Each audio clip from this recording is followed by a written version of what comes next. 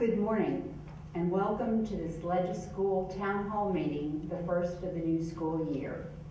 I am Dr. Bernadette Hallbrook from the Office of Public Affairs and Advocacy at California State University, Sacramento, and I will serve as the moderator for today's discussion of California's green energy movement. The LegiSchool project is a collaboration between California State University, Sacramento and the California State Legislature designed to promote civic education. The LegiSchool project is administered by the Center for California Studies on the campus of our university. The mission is to engage young people in matters of public policy and state government. We do this by creating opportunities like today for students and state leaders to meet and share ideas on issues affecting Californians. We have a very full agenda for our time together this morning, and so to get us started, I want to thank our panelists for sharing their time with us, and I'll ask them to introduce themselves. Thank you, Bernadette. 6 years ago, I was helping a national environmental organization develop a strategic plan. Immersing myself in climate change research, I came to understand that the threats represented by global warming were the most dangerous to the future of human life of any I'd ever come to understand or I thought we were facing. This includes the threat of nuclear war, which was significantly more imminent in 1971 when I was a senior in high school. That's why I changed my career to focus on promoting business and policy development that replaces carbon-based fuels with alternative energy. Reducing carbon in our environment in time to halt the most destructive impacts of climate change may appear to be very difficult. But in the 40 years since I was your age, I've seen changes that seem just as unimaginable. 40 years ago, there was one woman member in the U.S. Senate, and maybe 2 or 3 in the House of Representatives. There were no Latinos in the California legislature, none.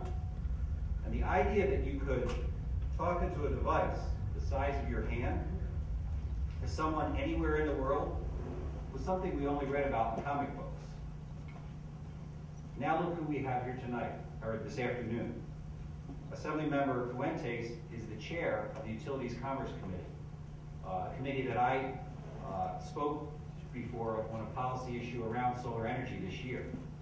A very powerful person in the California legislature. Unfortunately, Senator Rubio, who can't be here today, represents a district in the Fresno area where I'm doing a couple solar projects. And we were at a signing ceremony for a bill that the governor was signing a few weeks back about solar energy. And later today, or this morning, you're going to meet Commissioner Karen Douglas, who's on the California Energy Commission. The point I'm trying to make is that leaders like them and like, for me, 40 years ago, Cesar Chavez, Gloria Steinem, and Steve Jobs were the kind of people who sparked these changes. But it also took hundreds of thousands of courageous people, people like the kids today who are taking to the streets in the Occupy Wall Street movement, to turn those sparks, those ideas, into a source of sustained energy to make those unimaginable changes into a reality. We can reduce carbon, we can reverse climate change, but it's going to take the efforts of people like you over the next 40 years to make that happen. So I look forward to our conversation and your questions. Thank you.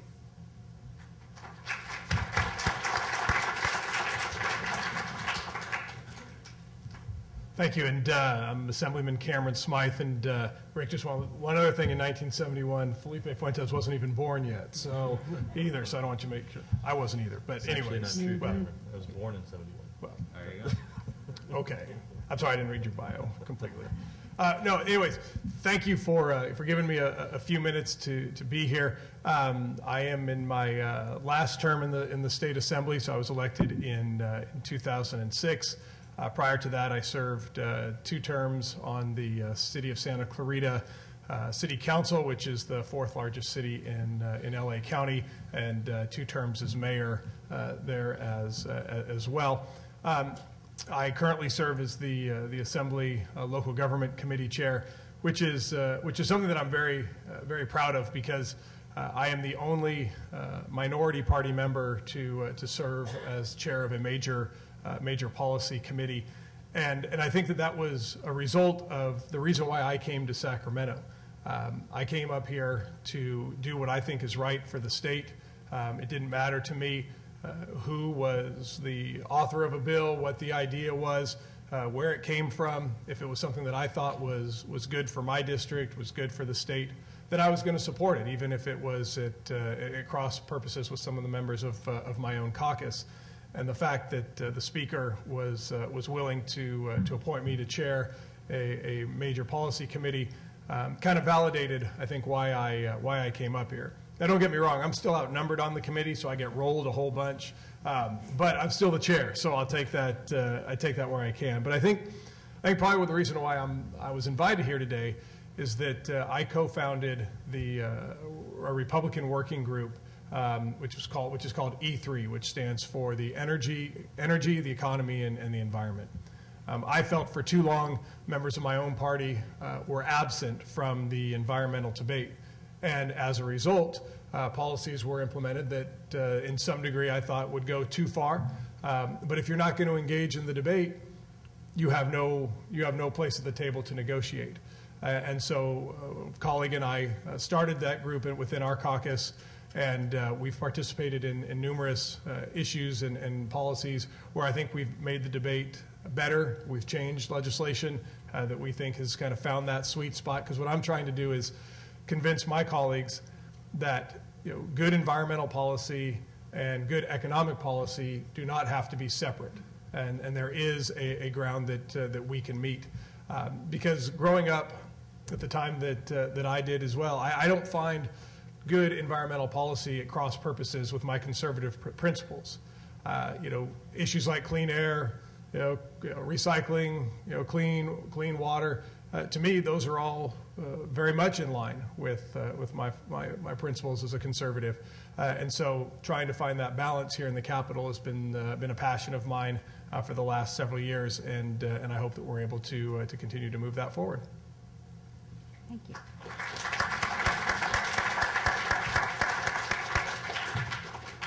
Thank you, and my kudos to all of you for participating this morning, and my regards to Mr. Smythe and Mr. Fuentes.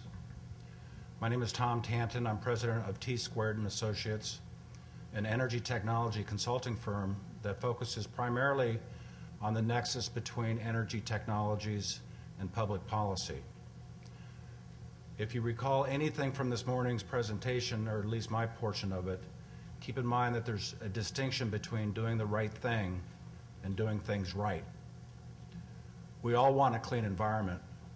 Often public policies, as they're implemented, result in a worse environment, worse economic development, worse air quality, because of unintended consequences.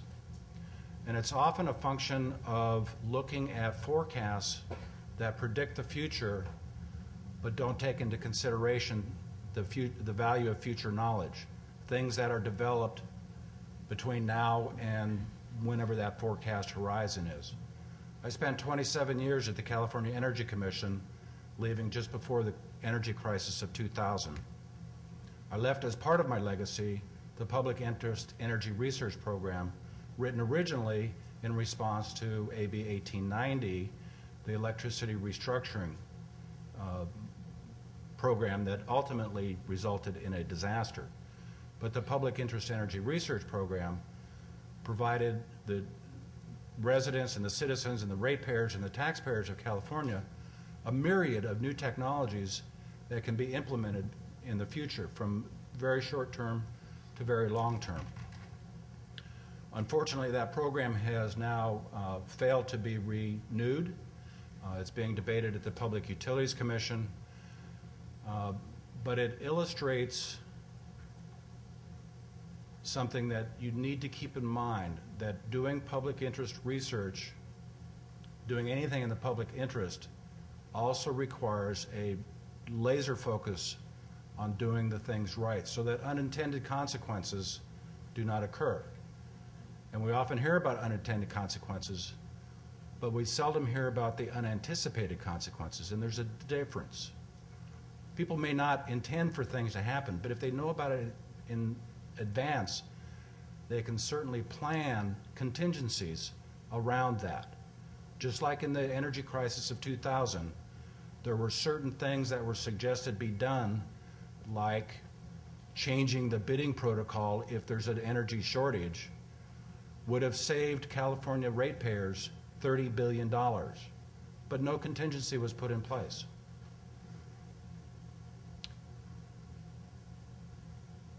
My efforts today are centered on ensuring that free market environmentalism results in the true benefits that Mr. Smythe has already described.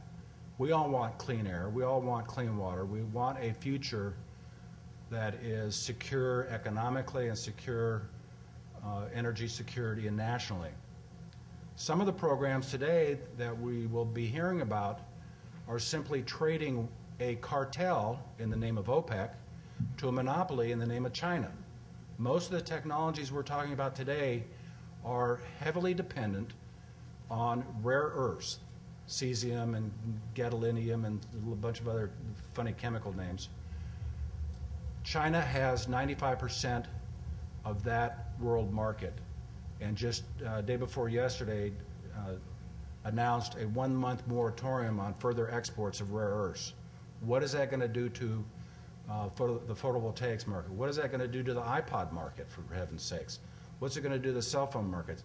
We have traded one national security risk for a worse national security risk. And it's that sort of unanticipated, unintended consequence that we need to be careful about protecting for.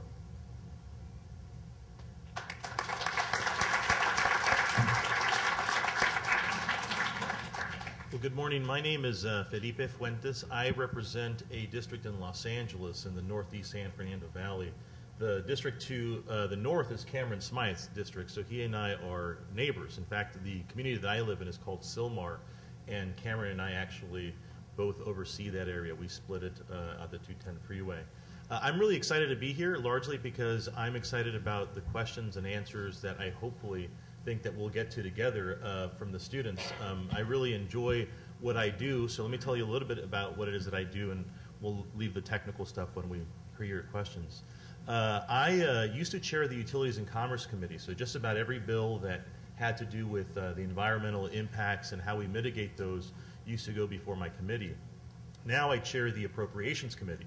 The Appropriations Committee, I've been doing that for 2 years, and basically what it does is it makes sure that we can afford the different proposals of legislation that are before us, and then we have to advance them to the governor, and then we figure out whether the bill becomes a law. But anything that has any money attached to it, about $150,000 or more, gets snagged in my committee because we have to make sure that we can afford it, especially now since we all know that unemployment's so high and state resources are low, and your teachers and administrators will let you know that we're cutting education and a bunch of different things because it's been so bad. And by the way, that's not why I ran for office. I didn't want to do any of that stuff, but California's been through a real challenge. And I'm sure when you are home, you talk to your parents, friends, neighbors, you all know that things are tough right now. So it is tough for the state too.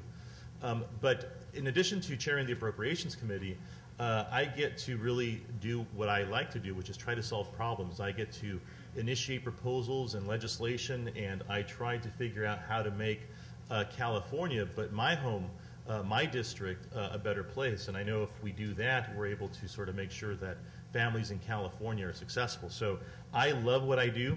It may not look like it, but Cameron and I are young in the legislature.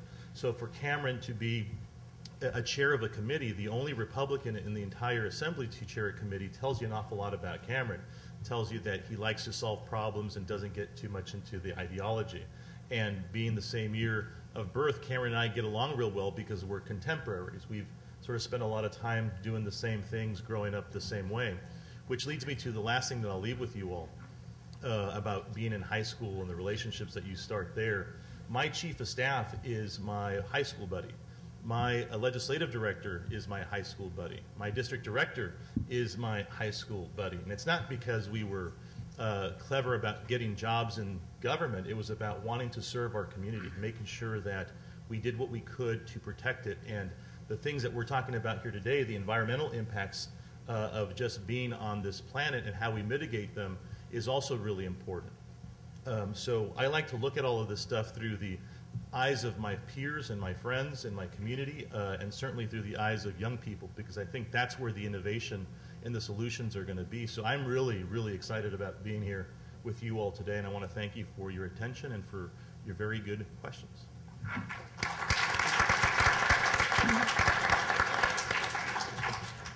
Okay, students, we're obviously very fortunate to have a group of panelists with us this morning who not only are indeed experts in this area, but also are really wanting to engage with you. So it's up to you to make this an exciting and informative discussion. We know you've done your homework. We know that you're very well prepared to ask questions about the complex issues surrounding the green economy. So what we're going to do is we're going to have you come up to the microphone here. When you come up, please give us your name, tell us what school you're from, address the panelists in a professional manner, and ask your question clearly and succinctly. If you want to address your question to a panelist in particular, please let that gentleman know. If you're throwing the question out to the panel, whoever wants to respond, please let them know that as well. All right. My name is Mia Bersola. I am from the Rio Americano High School, and my question is for Mr. Tom Tanton. Okay. Why do you think we should invest in green energy if the initial cost is so expensive? Well, that goes to the issue of forecasting that I spoke about in my opening remarks. The reason we should invest some in alternative technologies is to have options available in the future. Many of the programs that we currently have are predicated on future fuel prices for natural gas and oil and coal and traditional technologies that have proven to be faulty, i.e. they anticipate forever escalating future prices.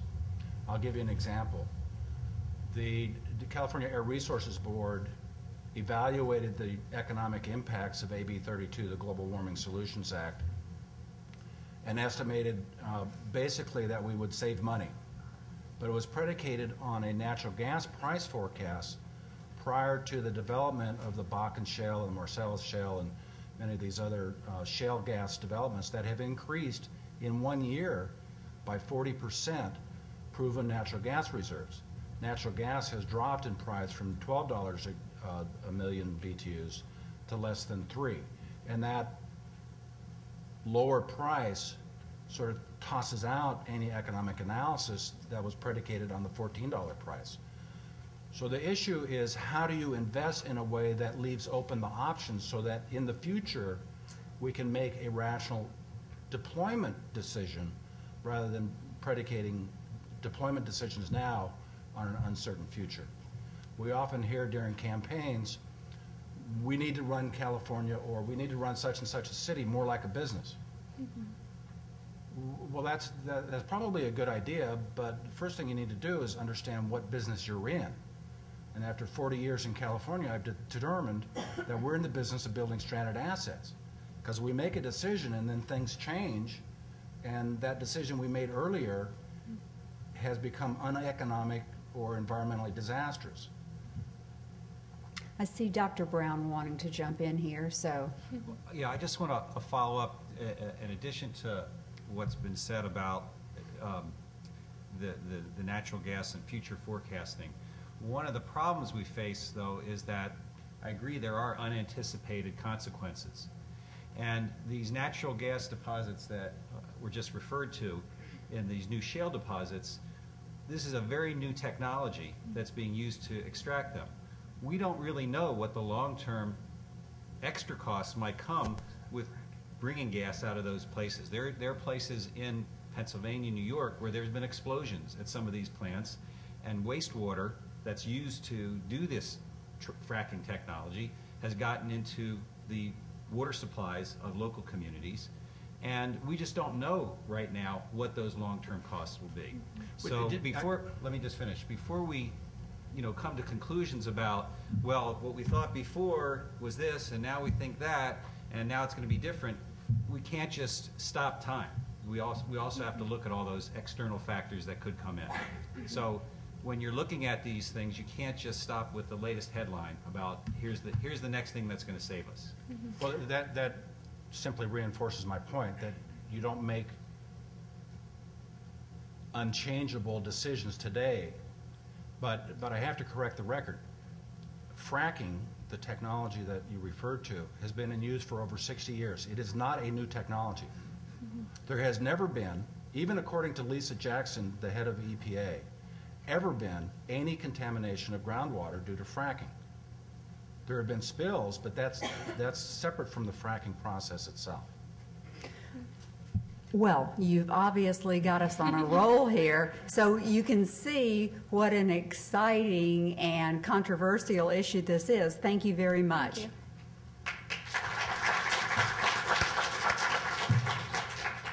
Hi, I'm Lexi Goldwyn from Rio Americano, and my question is directed at Assemblyman Fuentes. So, with the state's current deficit issues, is it economically responsible to enact these green energy reforms? So the thing about government, any proposal is to make sure that you can afford it. I mentioned to you all that I'm the chair of the Appropriations Committee.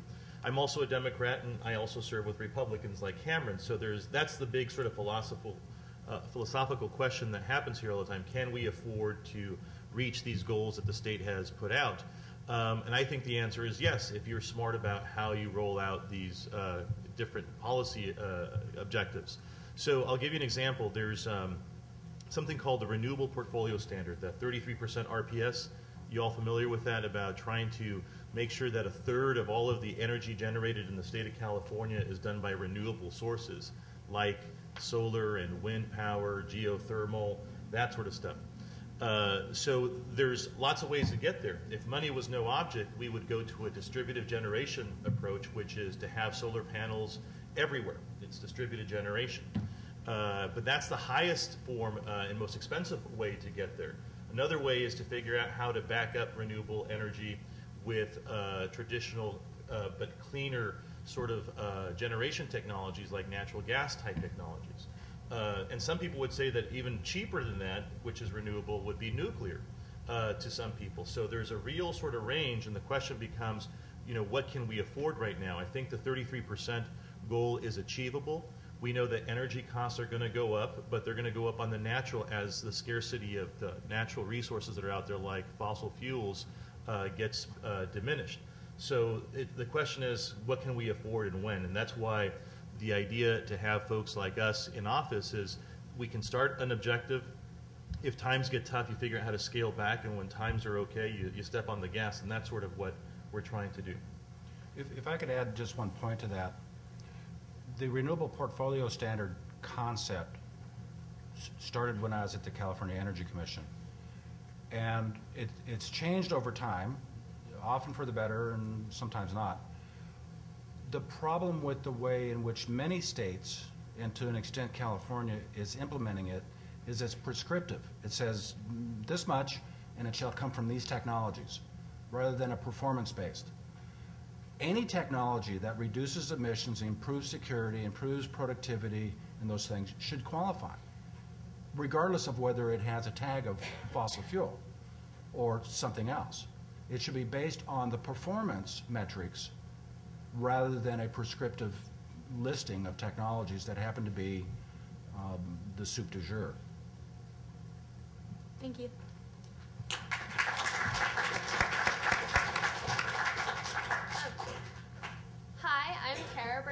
Also from Rio Americano Civitas program.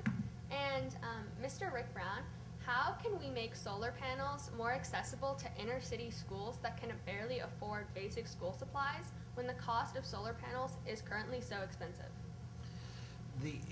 In looking at the cost of solar panels, you have to also look at what cost is it offsetting. When you're replacing your electricity with that you're buying from PG&E or SMUD or whoever with electricity generated with panels, you have to look at what's the cost benefit there. And in the analyses that we do with school districts, it's I would say 1 in 4 districts that we go into, from a pure cost standpoint, it doesn't make sense right now. The cost is too high. The actual savings that the district is going to get out of implementing solar are not going to be great enough to offset, you know, the expense of putting those panels in. And so we, in those cases, don't recommend that they go forward with solar at that point. In fact, when we go into districts, we start with how can we actually reduce the amount of electricity that the district uses to save money, either through you know, improving or making investments in equipment that's more energy efficient, air conditioners, lighting controls, whatever. But there's also a really important thing that almost costs no money, which we call, with a fancy term, demand management. And that's basically what I talk about with my daughters: turn off the lights, right? How can we get people to be smarter about how they use the electricity they have? Making sure that you have your computers plugged into devices that when the computers are powered down, you're not pulling power from the system. So there are a lot of ways that schools could save money even before they should save money and look to save money before they even look at doing solar. But solar, in many cases, does save a lot of money. The district I was mentioning before, where the governor signed this bill regarding solar rebates, is a district in this sort of southern San Joaquin Valley, where they use a lot of air conditioning because in the spring and in the fall, when it's really hot, it's unteachable to have it without air conditioning. In that particular district, putting solar in for a high school, a middle school, 3 elementary schools, and a district office is going to cost about $5 million. They're going to finance that with bonds, where they're borrowing money to pay for those panels. But the reduction in their cost of electricity is going to be about $400,000 a year. That's after they pay off the interest on those bonds. So for that district, it makes a lot of sense. But there's others, particularly inner cities, where you don't have, for example, a lot of room to put panels. It's very expensive to find places to do it. It may not work. So you have to make that analysis and figure out where it makes sense. Thank you.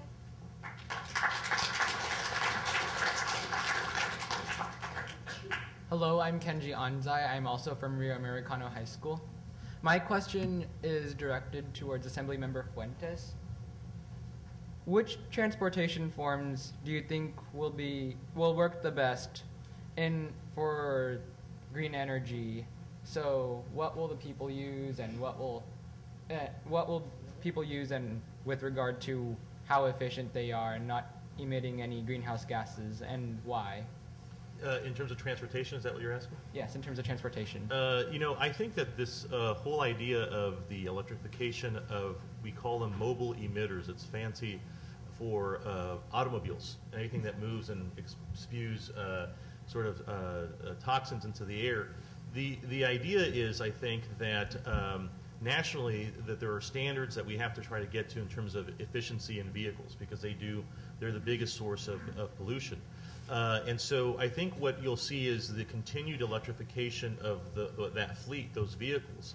But then the question becomes, the trade-off is, now you have to generate more electricity in order to power those vehicles. So you have to sort of make sure that on net that there's a reduction in pollution. And so the idea, I think, is that you'll see that be the transportation modes for like the next 10 to 15 years. But there's technology out there that's very, very interesting and actually very cool. Things that they're growing algae that becomes fuels. So that's a way to power the same sort of vehicles, the same sort of fleet, and you don't have as much of a sort of a pollution problem. There's other things out there that they're working on. They're called fuel cells. Right now that's terribly expensive because they need to run on hydrogen and other sort of variable sets of fuel sources. But the nifty stuff about some of the companies that I visited, they have these fuel cells and they generate energy, but in the future the idea is that they break down energy and can store it. So all of a sudden the storage challenges for hydrogen-powered vehicles, for example, get solved. And so the question becomes, when can you do it and how can you afford it? So I think in the short term you'll see the electrification of vehicles be successful, but I think after that you're going to see some really sort of innovative ways to solve the emissions issues. One quick comment. One of the districts where we installed solar panels, the district decided to also install 4 electric charging stations for cars and outlets for kids who ride electric bikes. And these are systems that are paying for themselves because people are charged for the electricity that they use. But that's a way of getting transportation, linking it up with alternative energy as a way of, eliminating the carbon output that might happen with those vehicles. Thank you.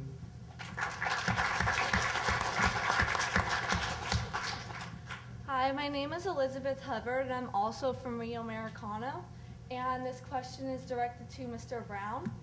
How does solar energy provided by the TVRP benefit state and local governments and school districts economically and environmentally? Well, I mentioned the example of the school district project where they're saving money. Let's talk about some of the environmental impacts. Because I thought this question was come up, I brought some data. So for this district, that's saving that, $400,000 a year, and that's before they get the solar rebate, so I didn't want to count that. This is a project, like I said, that offsets the usage at a high school, a middle school, 3 elementary schools, and a district office, okay? With that solar project, we are basically reducing emissions because they're no longer getting power from the grid. And they're in a PG&E territory, and so we look at what is the environmental impact of PG&E not producing that power, for example, anymore. There's a reduction of 10 pounds of sulfur dioxide, 2,000 pounds of oxides of nitrogen, which contribute to smog, 68 pounds of particulate matter, which is the stuff that hurts people who have asthma. And in terms of greenhouse gases, 2,051,000 pounds of carbon dioxide, 170 pounds of volatile compounds, which are sort of organic chemicals, which also impact asthma. And then the other environmental benefit that's very important to some of these districts in the San Joaquin Valley where they do a lot of farming and have shortages of water, it actually eliminates the use of 1.165 million gallons of water a year.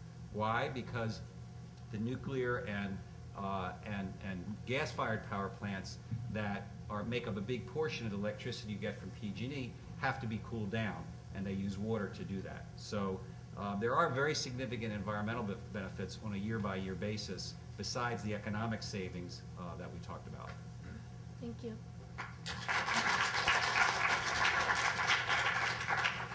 Hi, I'm Jamiko Johnson from Foothill High School, and this is a question directed towards Mr. Fuente. Does nuclear power fall into the category of green energy? And if so, what do you see as the role of nuclear power in California? So that's an interesting question because some folks say yes and others say no. I think at some point in the future it could be a renewable source of energy, and that's because I believe that innovation is going to figure out how to deal with the storage issues. See, nuclear power is, notwithstanding catastrophes and disasters, is a real sort of stable source of energy generation, but the offsetting sort of factor here is the storage of the spent fuel. That's a real problem because it lasts millions and millions and millions and millions of years. So at some point I think that there's going to be innovation that figures out how to deal with the storage of the spent fuel. Today we know that they're highly efficient, so energy plants that are nuclear powered actually are able to create the same amount of sort of power that they did in the past with a lot less fuel. So I don't see it as a renewable source of energy just yet. If I could add just a little bit to that, the technology already exists and is being used in France. The reason we have a storage issue in the United States was a political decision against reprocessing of that spent nuclear fuel. Keep in mind that the spent nuclear fuel contains 95% of the originally contained energy.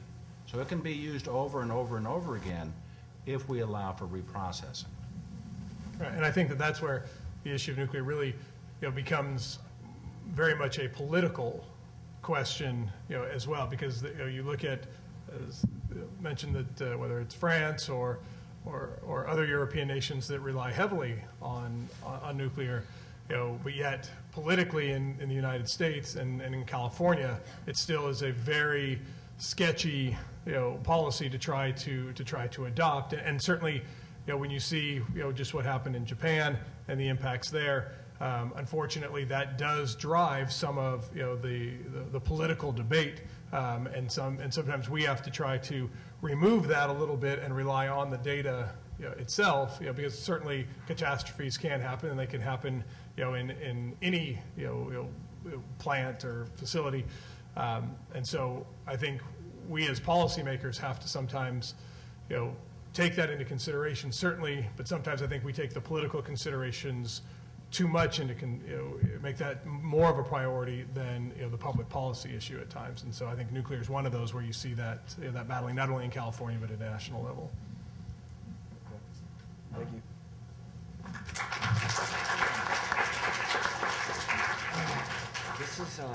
This question is directed to Tom Tanton. Is there anything your company is doing for the new energy market? Can you define new energy market? Like for solar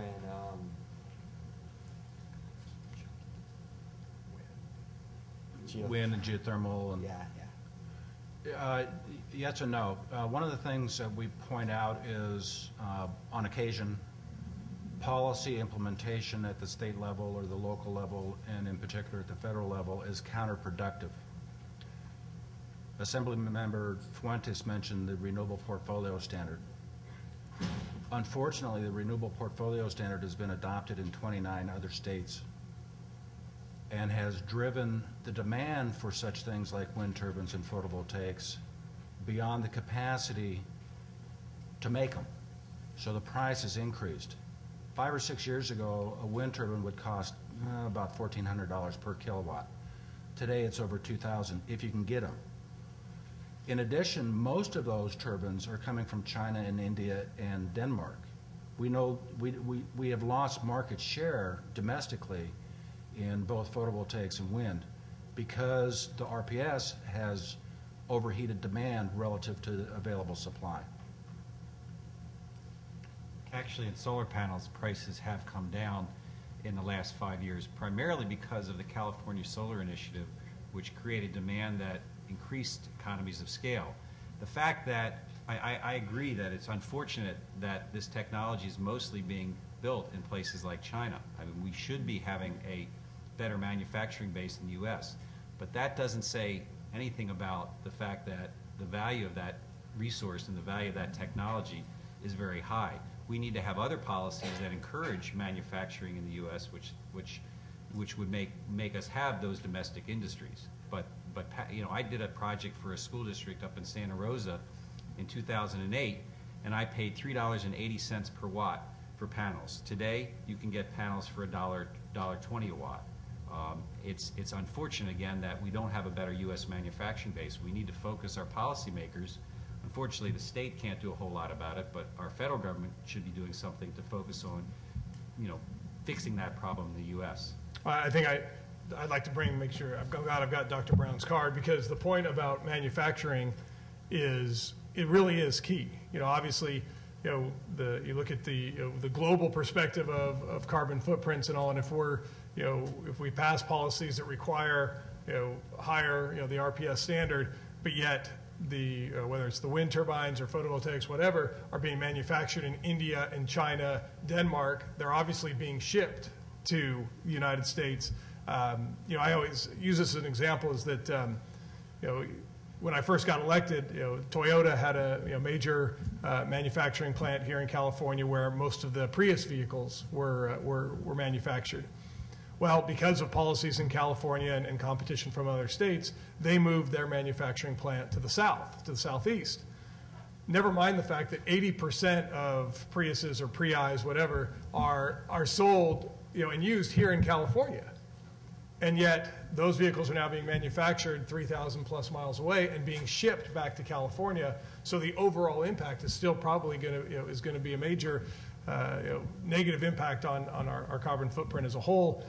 Whereas if we could change our policies here in California and support those manufacturing facilities and keep them here, whether it's again photovoltaic or the wind turbines, there is that economy here that we hope that when you guys come out, and you're able to after you graduate from college, or even if not, you go to your trade school, to learn how to build and manufacture these. We would like you to actually be here in California and use them here and go to work here in California and implement those policies that we've put in place.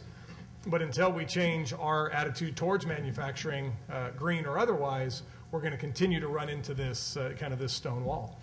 So we'd like to keep those jobs here in California as well. Absolutely. I mean, we're paying to, a lot of you guys hopefully are going to go to school here in California, going to go to college here. We're going to educate you. The last thing we want you to do is go to Texas, or Arizona, Nevada, and go to work. We want you guys to stay here. The key to encouraging manufacturing of wind turbines and photovoltaics is the same key as for manufacturing anything else. You have to look at the factors of production, which include labor, energy, materials, and to an extent the regulatory cost. California is very high in all of those. Many of our policies further drive up the cost of energy. We need to look at the factors of production and ensure that policies and their implementation improve productivity.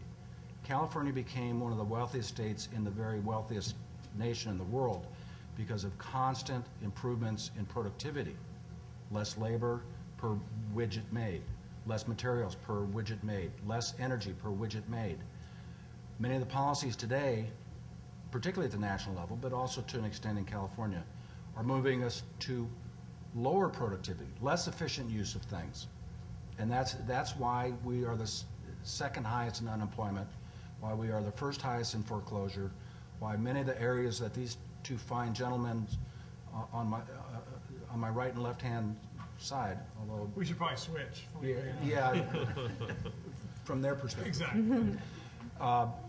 It's why we're suffering so badly. We need to get back to what made us successful in the first place, which is improving productivity.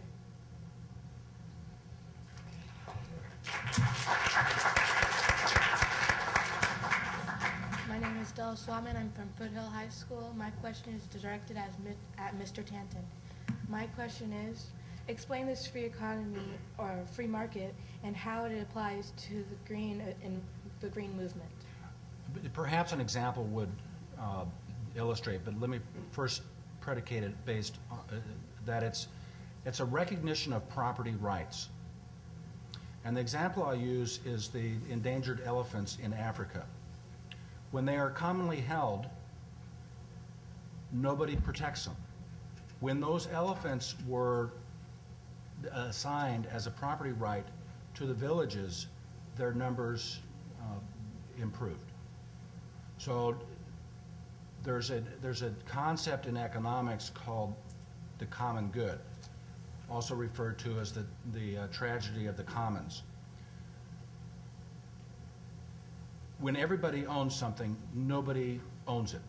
Nobody takes care of it. Nobody owns the responsibility for protecting it. If we put in place a more rational free market environmentalism, as described in Terry Anderson's seminal work on the area, we can improve the environment, we can improve the economy, and we can improve everybody's well-being at the same time. So I just want to add a sort of some more perspective, at least my perspective, to the debate. So you all are hearing an awful lot about sort of the challenges with manufacturing as one element of the challenges of implementing these renewable goals. The question becomes again, how fast and how soon do you realize these goals? To look at the sort of burgeoning renewable portfolio standard world and all of the sort of elements that come with that in terms of the new economy, it's hard to sort of say that we should go ahead and make sure that the economy works as if it were already a mature economy. This is a burgeoning area, right? Innovation is still taking place. We still haven't gotten to full scale, which would bring down the prices of these different sort of energy generation ideas. You have to make sure that you analogize it to something like the aerospace industry. California, when the world was a little bit different in terms of how we did business, we weren't as global, was the leader in aerospace, and it wasn't done cheaply. A lot of it was subsidized, and then now we've got a very sort of healthy aerospace industry. But today, aerospace to build a plane, the parts come from all over the world. In fact, lots of the planes are assembled in many parts of the world and then finally assembled in one place. So the world and how the economies work have changed. So when you think about this new market that is not to scale yet, you have to sort of understand that if we want to be successful, we have to, at some point, stop doing it, but we have to subsidize it so we can bring the market to bear in a way that is effective from all the goals that we're putting here in the state. So you have to look at it in sort of moments of time and where we are. And the aerospace industry is a very good cautionary tale for this industry and others, because when my parents were coming out of school and in California, everybody could have a job in the aerospace industry, whether you had a degree or not. When Mr. Fuentes and I were coming out, it was the entertainment industry. There was always going to be, again, whether you had a degree or not. And now, the aerospace industry, for the most part, has left California. There are certainly some aspects of it, but you talk to, the Boeings, the Lockheeds, Northrop Grumman's, they're not here anymore for the most part. And we get concerned as well now if you talk to the major studios. While they may be headquartered here in California, they still predominantly are doing a lot of their filming outside the state. And one of the issues, just as an aside, Mr. Fuentes carried the bill to bring tax credits back to the entertainment industry to keep those jobs here in California. And so we need to, as we look at whether it's the high-tech industry, the green industry, we have to make sure that future policymakers in Sacramento do not do to those industries as previous ones did to aerospace or the entertainment industry and take them for granted and ultimately drive them out of the state. Because again, these are great new economies that hopefully will help fill the void and provide jobs and a tax base to get California going again. But if we don't take care of it as policymakers, then they are going to leave and go to other states that will welcome them with open arms. So it's a very good tale, but we want to keep those guys and keep you guys here. And one of the most critical sources of improving productivity is innovation.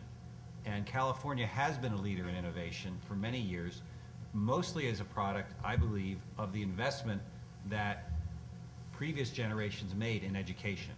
And so for the moment, I'm just going to make a plug that the biggest problem I think we face today is none of this other stuff we've talked about in terms of making California more productive, a place where green companies are going to come and build their plants and so forth. The biggest problem we have today is that we are not investing in education at anywhere near the levels that were done in the past and anywhere near the levels that are going to produce the kind of innovation and productivity improvements that these gentlemen are talking about. So this is not, I'm not saying this for the teachers in the audience or the administrators. This is my deep belief. But I think that if there's anything you want to do to make the kind of changes we're talking about here, it's continue to focus on and fight for increased funding for education in California. I am not a politician, so you can't vote for me on this one. I'm a businessman. My name is Julian Hansen from Foothill High School. My question is for anybody up here who wants to answer. Being as the economy in its current state, what are some of the stuff we could do to cut back our carbon footprint and help out with global warming and stuff like that without hurting the cause at all? I'll take the first step. I think a lot of it is kind of the education plan, and I think there are again very simple things. Again, it sounds trite, but things like turning out the lights and all that. I think you don't want to take that for granted and overlook it, but that certainly is a component. And you can see that at a state level as well, corporate level. You can just little minor shifts on how when you run your equipment. Things like I think water recycling. I think we have there's things there that you have that in place, and you can use your gray water for whether it's golf courses or lawns or So I think there's a lot of things you can do without hitting any financial costs to whether it's against school districts, homes.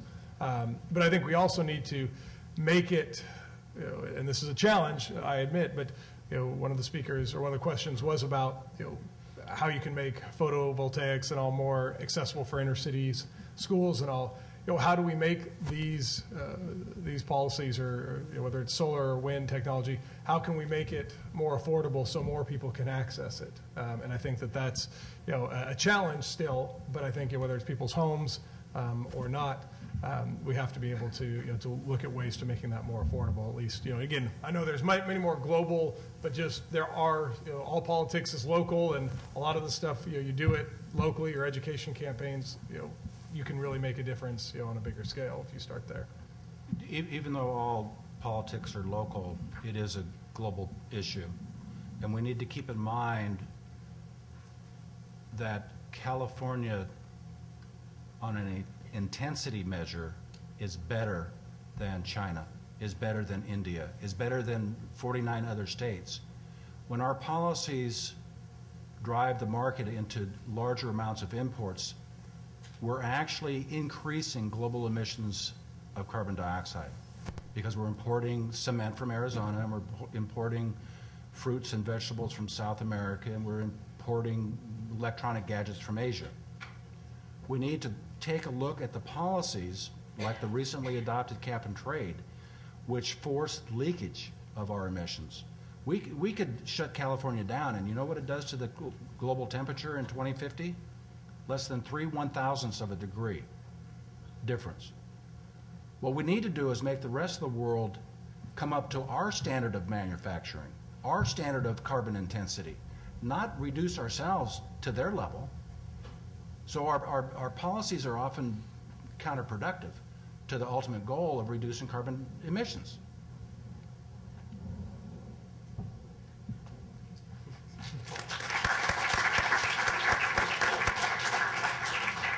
My name is Corey Lasha, and I go to Foothill High School, and my question is to anyone who wishes to answer is, if the carbon footprint is so high right now, how can we make the green energy cheaper to the economy, which needs it now and not later? So, as I mentioned a second ago, it's all about scale. So we know that we were talking a little bit about sort of what other countries and other states don't have. Another thing that California has been a real leader on, and it's the most inexpensive way to reduce the carbon footprint, is energy efficiency. California is amongst sort of the leaders in the world about how efficient we are. This is sort of the tough part. If we're able to sort of help educate and people follow California's lead in other countries, the problem would be a lot less. The cheapest, best way to sort of solve the problem is energy efficiency, and it means that California, by the way it pushes its goals, and they're tough at times, is a real leader, and that's been, I think, part of our success. The point about sort of if California got it right, if we did everything, the number that I've seen is that we lower sort of the thing by 1%. So whether you believe it's much smaller than that or 1%, the goal really is to figure out how to begin the exchange of ideas that actually will result in sort of global impact. And that's one of the goals, on top of some of the other things like independence of foreign oil and that sort of stuff. But just to give you a little bit more perspective. One thing that we haven't tapped on and that has been a challenge at times is the role of environmental litigation that goes along with some of this. An example, again, we talk about the renewable portfolio standard. Just my own little editorial that this is sometimes frustrating in California that we originally had the RPS standard at 20%. We hadn't even met that yet, but we decided to move it up to 33%. Which is what we do in California sometimes, and that can be a challenge. No, but we moved it back in time. We can't meet the one we have. So that we can move time in Sacramento. We can change, but so one of the issues, challenges you have. Okay, you do the RPS. Whether it's 20%, 33%. Well, that requires then whether it's PG&E, Southern California Edison, SMUD, whomever. To make changes at times to their grid or to their transmission lines to get that to the grid. Well, what will happen at times is you'll have agencies, NGOs, non-governmental organizations up here in the Capitol supporting the changes in the goals, but then when whether it's an entrepreneur or a utility tries to upgrade or change their transmissions to meet that standard, the local chapter of that NGO files suit. And so you get it cross purposes. And so, again, those are one of those things where why would an entrepreneur, want to invest in California if they know that it's going to take, all these years and millions of dollars just in dealing with litigation to get their product to the grid? Because, again, we have, the Mojave Desert is, I believe, is the top solar place, certainly in the northern hemisphere, if not the entire world. But yet, the ability to get the photovoltaic, the solar panels there, face a lot of litigation. We have thousands of miles of coastline, and there's the new wave technology that is, I think, it's an amazing. Once you get it, it's emerging and it's early, but trying to get approvals, for that, is a challenge. And so we have to again look at other. The policies there that help drive up the cost and delay the ability to get those, to get that technology and to get that energy to the grid.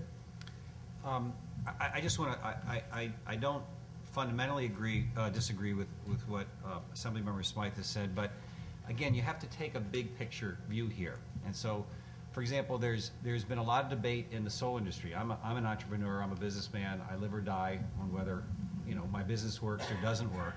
And I work in school districts, and there was a lot of debate this year in the legislature about whether or not companies that build solar projects should have to abide by what are called prevailing wage rules, meaning do you have to pay a certain amount to the people who do the work in building these solar facilities. And I was sort of a minority in my own industry in supporting these prevailing wage rules because I sort of sit on the side of the table with the customers, in that I want the solar systems that I help school districts go into operate really effectively.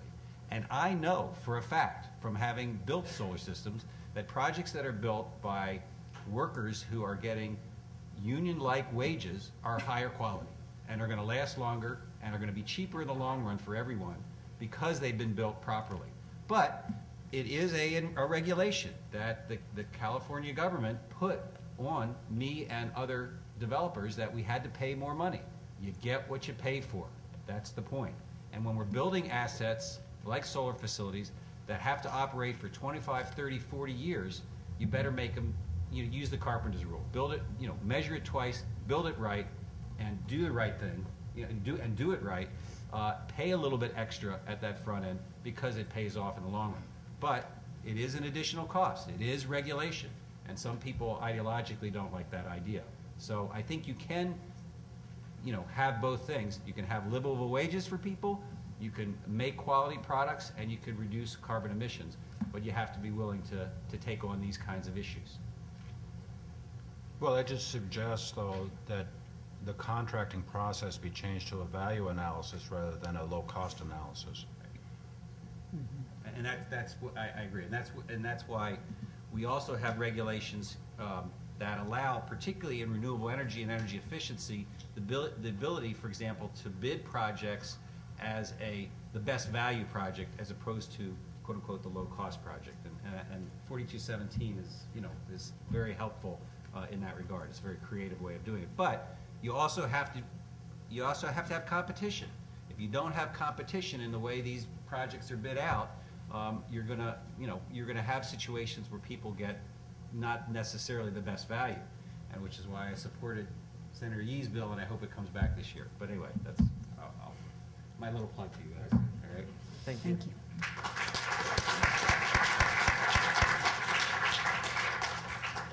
Hi, my name is Antonio Vargas, and I'm from Marysville High School.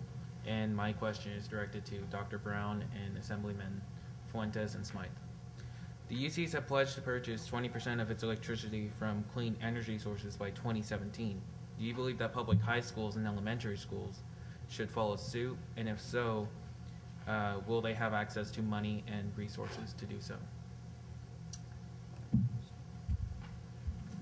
I think, and the short answer is no. I don't think they should be forced to, because I think Mr. Fuentes and I both represent LA Unified School District, which has more kids in it than the city of Chicago.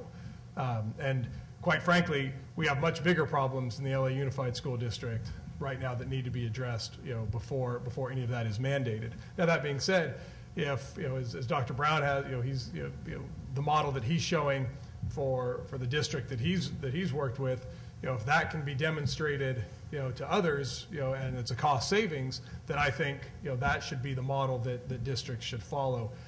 It's just an interesting aside. A junior high school in my district, or one of the junior high school district in the city I live in, they have implemented a solar policy, and they are beginning to move forward with implementation at one of the junior high schools.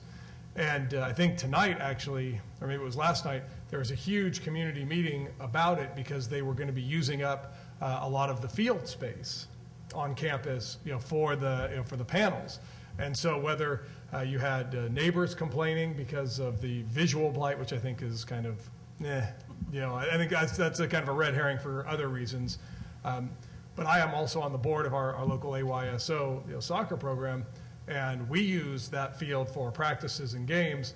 And some of the members on the board were there to really see how much of that is it going to take up, is it going to impact. So there's always going to be these challenges. So I don't think it should ever be. It should be mandated on the locals, but hopefully the model will show that it's the right thing to do, and as they're able to do it and the savings are there, it will be implemented. And certainly some districts are, whether like the high desert districts, Central Valley districts, it's going to be more economical than some of the North Coast districts that don't get as much sunlight and don't have as much access. So it's kind of a middle ground. Yeah, and I would agree. I don't think it does anybody any good to force choices, because that then just creates, us and thems, and we need to be working together. To solve any of these problems that we have, these complex problems, we have to figure out ways to work together. And unfortunately, that's not been the way, a lot of policy's gotten done recently, both at the state and federal level. So we need to find ways to solve these problems where people come to agreement and collaborate to make them happen. And forcing those choices, I don't think, get you down that path. That said, the urgency around reducing carbon is it's a crisis. And so people need to get themselves educated. They need to understand. They need to look at those choices so that we don't put off making those hard decisions. So I think it has to be free choice, but it has to be educated choice. And that's why it's so important that you guys are here and that you're talking to your friends and your parents about these issues and getting educated about them so they can make smart choices. Thank you.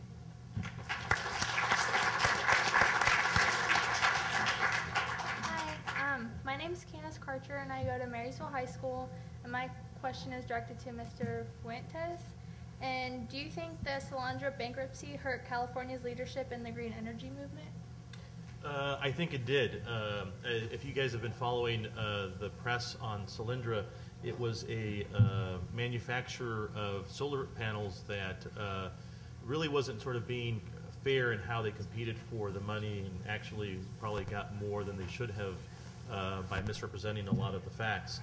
So I think in some ways it has hurt California because you, as I mentioned, you want to get to scale, you want to get to a place where this stuff becomes inexpensive and California becomes an option for manufacturing. So I think it's been a bit of a setback, but the thing here that you remember is, we've talked an awful lot about the challenges of implementing goals. The goal in of itself helps create this market, and California is still going to draw the interests and the assets and really frankly the money to be competitive. Now, we've got to do a better job of figuring out on the implementation side of things how to do it so that it's actually achievable. But the goal, let's not forget sort of what it is. I think the goal is a very important one for many reasons, aside from just the actual cost challenges. Thank you.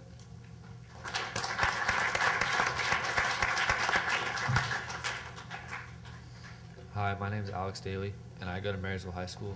And my question is directed toward Dr. Brown. Earlier you mentioned that prices in solar panels have dropped and are not as expensive. So if we're making a valid effort to go green, why doesn't California require solar installation on all new construction, both residential and commercial? I mean, it gets back to my point earlier. I do believe in both the marketplace of ideas and the marketplace in terms of the economy, and that choice is critical in making smart decisions. And maybe I'll change my mind about that if the acceleration of global warming and the impacts of climate change start to get even greater than what they seem to be today. As unfortunately, every year you hear new research and the scientists are saying, gee, it's happening faster than we thought 5 years ago. And so maybe I'll change my mind there. But right now I think the best way to disseminate new ideas and good ideas is through education and through the free exchange of ideas. That you'll get a faster implementation of things than if you try to force march them through. We saw what happened, just all you have to do is take a look at China when they had the 5-year plans in the 50s and the 60s and how backward they were until they implemented market reforms, and look at the kind of innovation and the change that they've had since then, at least economically. Forced planning and forced implementation is not the way to get rapid dissemination of new ideas. I just don't believe it. And that's a really good observation. Why not sort of make the builders have to do it? That idea has been put in legislation a couple of times and it's failed. And even though I think you can get a sense that, I really like the RPS goal and I'm a strong believer in all these markets, I voted no on having that sort of be a proposal in law for the same reasons that Dr. Brown mentioned. You don't want to force this. Another thing to realize is remember I've been talking about cost. The question of who pays is also important. So, if I'm buying a 1,200 square foot home or a 5,000 square foot home, how I pay for sort of my impact by buying the solar panels or being forced to, I think is one approach that doesn't really work. The way that we ought to sort of figure out how to pay for all of this stuff, this sort of leveraging the gray stack for the green stack economy, is through the rate base. Everybody who uses electricity pays for their fair share of electricity. So by extension, I think that if you're going to figure out how to change or reform how we generate electricity, that rate base as a collective needs to be sort of responsible. So I should pay as much as I take out of the system, and the subsequent sort of changes in what they're going to cost, I should play my sort of fair share of that. So that's why I didn't support that idea, because I don't think that's the way to do it.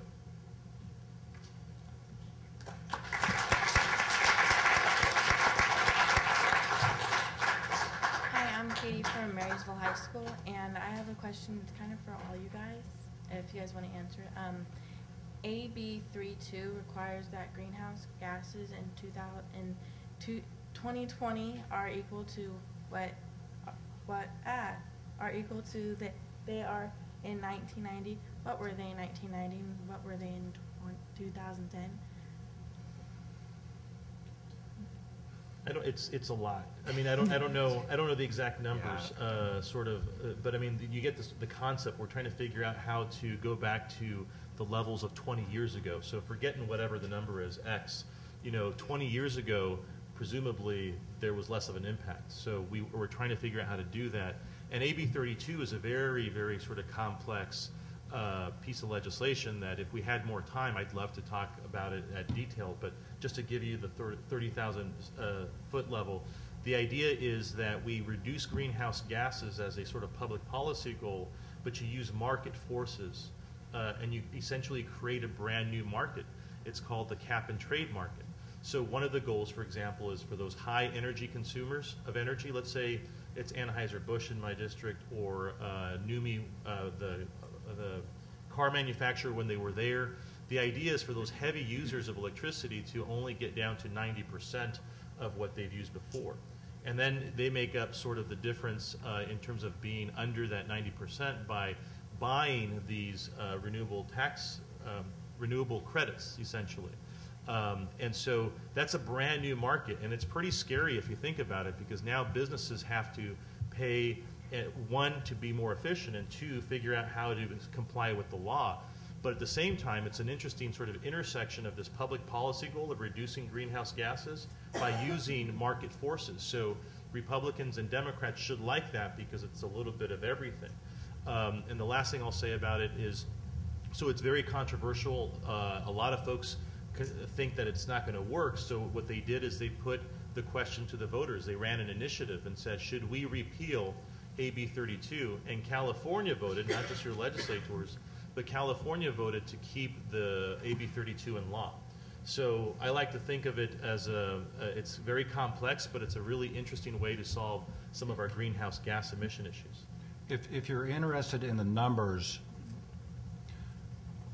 the California Air Resources Board website has a page for what's referred to as the scoping plan. And originally there was about 45 million metric tons of reduction expected in 2020 over or below what would have been expected otherwise. That number has been about cut in half to reach the 1990 levels for a number of reasons, one of which is our economy in a recession has less economic activity and hence less greenhouse gas emissions. So our business as usual trajectory is lower than it would have otherwise been. But figure about 40 million metric tons of reduction in 2020. But the precise numbers are available in the scoping plan. On the political side, going to that proposition that tried to overturn SB 32, when we think these days that a landslide is when somebody wins by 55%, SB 32 was defeated by 62% of California voters. So clearly, from a political standpoint, the people of California have said, we understand we need to reduce these greenhouse gases, and we need this legislation to make that happen. The only other point I would make is that this cap and trade approach that Assemblymember Fuentes was talking about is actually something that's going to make, for a lot of school districts, solar a less expensive prospect. Because, for example, for the solar project that I was mentioning earlier, where they're saving $400,000 in electricity savings, they're getting about $150,000 in rebates. We also estimate that even if that every time you build a solar facility and you produce, solar electricity, you get these renewable energy credits, okay? And the renewable energy credits that this one school district is producing, even if the value of those credits is only 2 cents a kilowatt hour, and we don't need to go into what that is, which is a very low number, let's put it that way. Today, that district's going to get $28,000 in cash towards maybe school books, teacher salary, maybe soccer fields, whatever. As that cap and trade gets implemented over time, the value of those credits is going to go up. Maybe it's 3 cents, maybe it's 4 cents, maybe it eventually gets to 5 cents. Now we're talking about, for that district, $60,000 a year. So there's an interaction between reducing greenhouse gases and making solar more cost competitive in other places. So it's all connected. I have to correct the record on the intention of Proposition 23.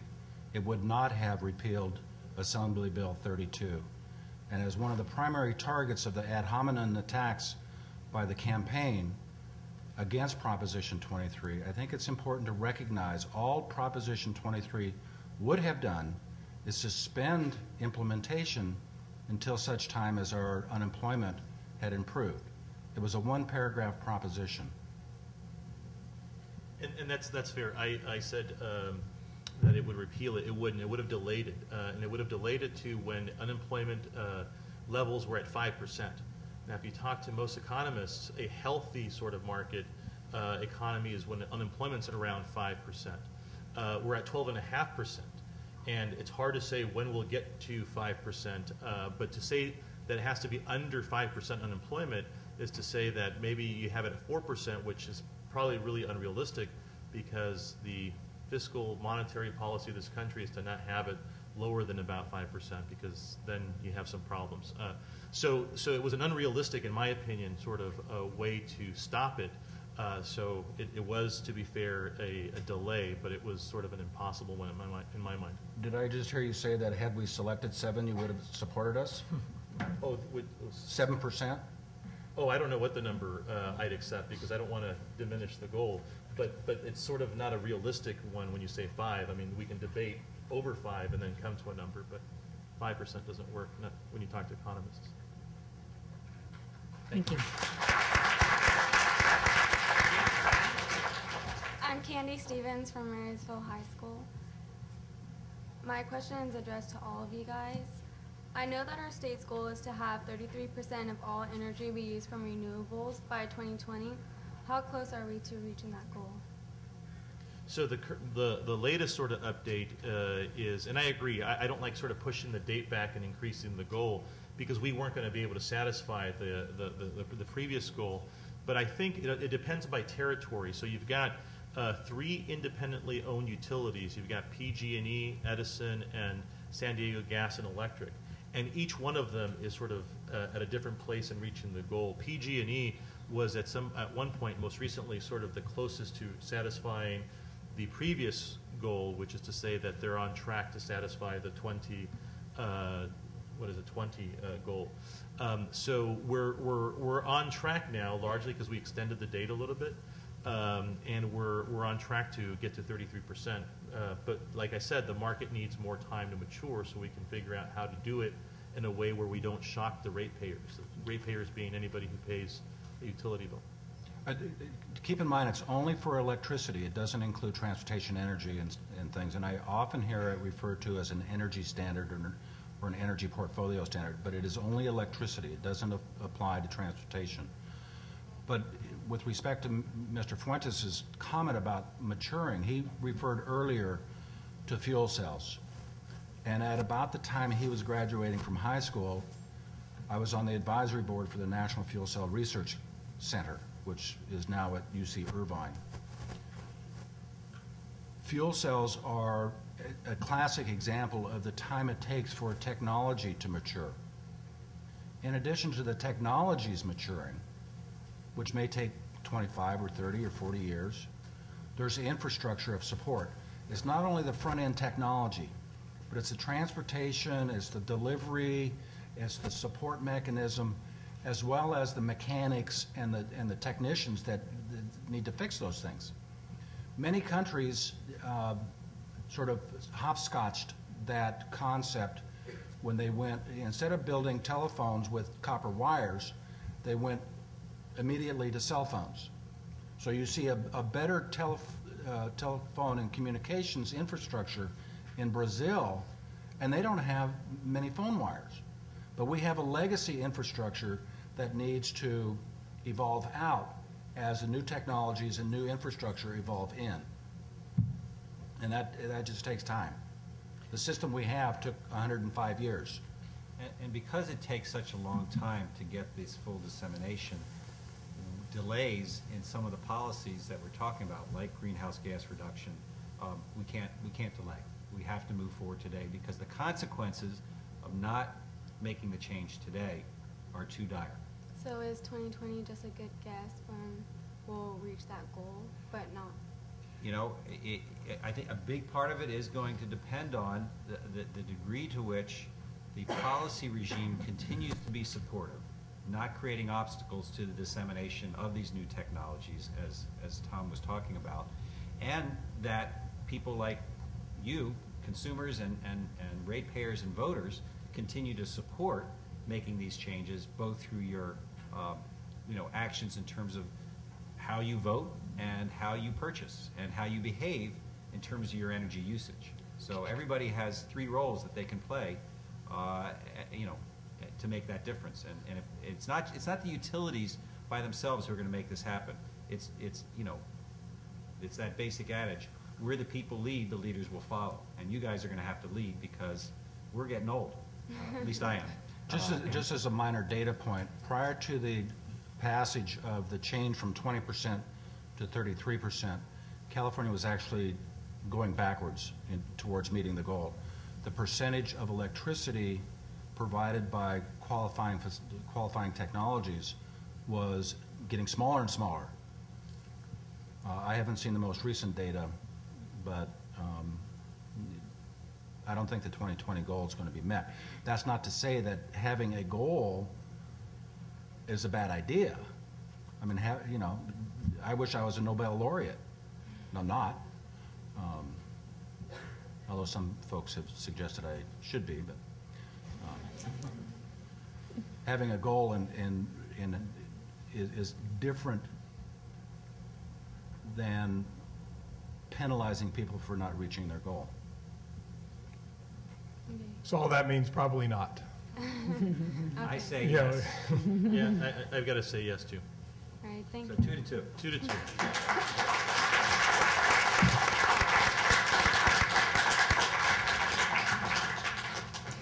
We're close to the end of our time together this morning with our panelists, and I'm wondering if our panelists could each take just a moment and talk to these students about what you would recommend in terms of next steps for this young generation of students. What do they need to be taking back to their classmates, their teachers, their families, their communities in terms of growing the green economy? And can we start over here at the end with Assemblyman Fuentes?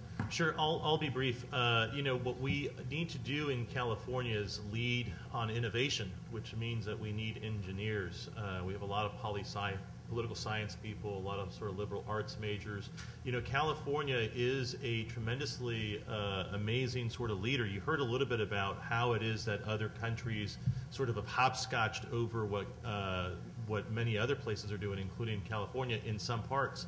And that's because we have to be leaders. And that's sort of the disadvantage of being in first place in many things, is that people, the free riders, the folks who sort of benefit from all of the innovation, intellectual capacity that was spent to get to that point, is because they're copying California.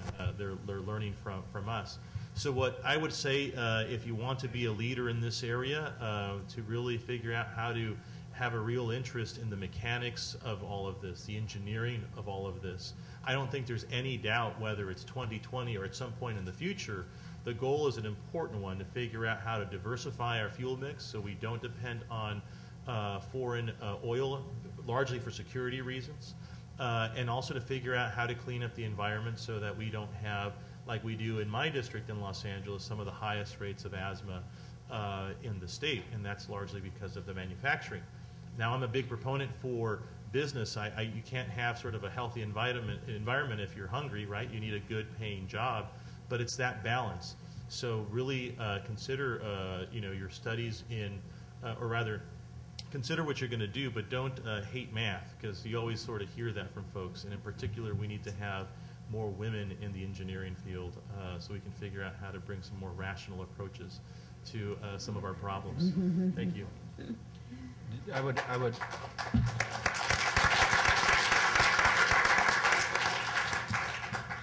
echo that and suggest further that California has gone through a period of over-specialization within the education community. We've become a very good bioengineer or a very good spectroscopist or a very good liberal arts major in poli-sci or whatever it happens to be. And I think the days of Michelangelo, who's more of a horizontal expert, needs to be recognized. I was trained in spectroscopy, which, while it may sound like a medical terminology, it's not. It's basically just the study of the interaction of matter and light. That's a lot easier. Yeah. But over my 40-plus years in this area, I've picked up some economics, I've picked up some environmental analysis, I've picked up some social equity issues. And we need a group of young folks like yourselves to start thinking horizontally rather than additional specialization. Our computers and artificial intelligence can deal with the specialization. We need folks in the public policy arena, in the innovation arena, to think horizontally across disciplines. You see that in many colleges today where research is undertaken by cross-disciplinary teams. You see that in hospitals where medical conditions are evaluated based on cross-disciplinary teams. And for the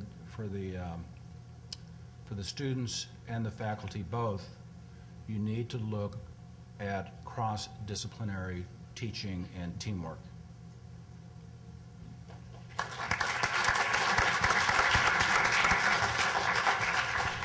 You know, I think you guys are coming up at a real exciting time. I mean, I think you know, our country really is, you know, at a crossroads, and you know, decisions that are going to be made over the next decade on a whole variety of fronts, you know, is going to really kind of set forth the direction of our nation for decades to come beyond that.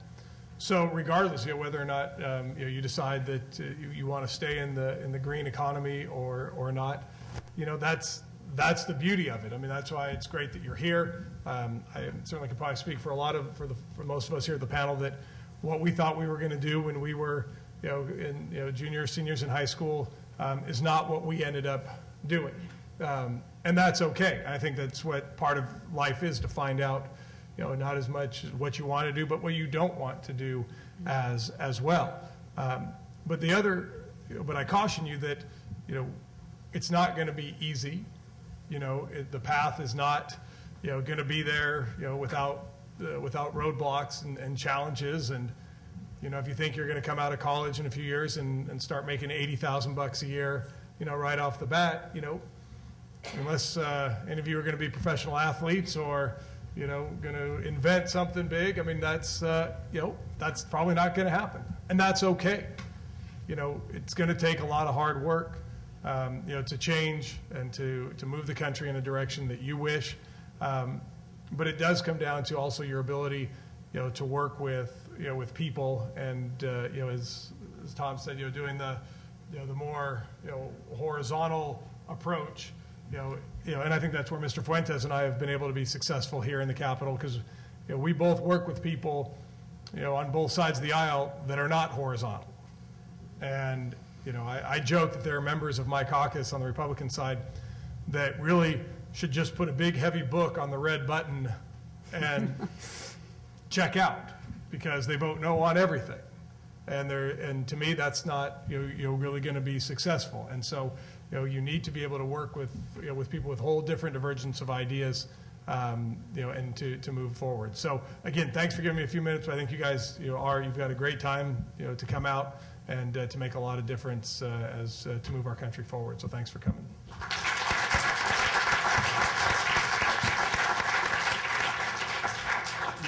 We didn't really rehearse this, but I have to echo what both Tom and Cameron have said.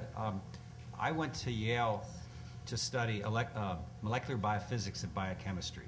Okay, my PhD is in organizational psychology, and now I'm building solar projects. So if you have this idea that where you start is where you're going to end, it's probably not true. I guess there's some people who do it that way.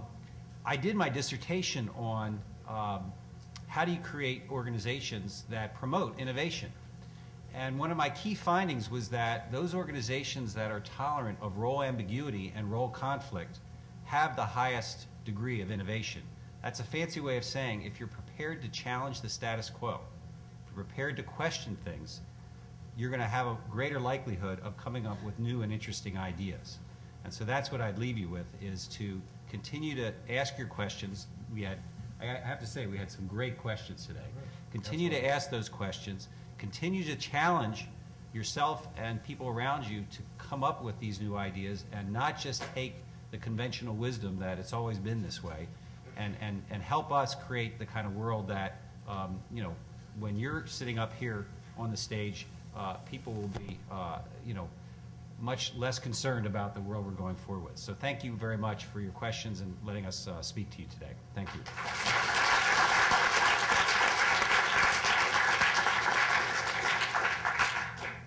Well, I agree with our panelists. We did have a great group of questions, and I hope that you will keep on reading, learning, and questioning. And I also want to thank really an incredibly group of panelists who I know taught me a lot this morning, and I'm very much appreciative of their time. So thank you.